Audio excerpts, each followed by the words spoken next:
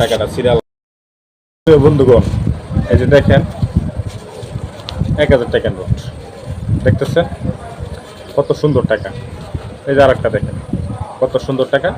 এই যে দেখেন এক ভাই আমার কাছে টিকিট নিতে আইছিল, ঠিক আছে, 1 টাকা দিচ্ছে। 1 টাকা দেওয়ার পরে আমি টাকাটা দেখাই ভাবছি এটা জাল। তারপরে আমার এক পাশের দোকানদারে দেখাইলাম, পাশের দোকানদারে বলছে না ঠিক আছে। এই যে দেখেন আপনারা সবসময় 1000 টাকা নোট দেখলে অবশ্যই দেখে নিয়ে দেখে রাখবেন। আমার এখানে এক ভাই আইসি টিকিট করার জন্য।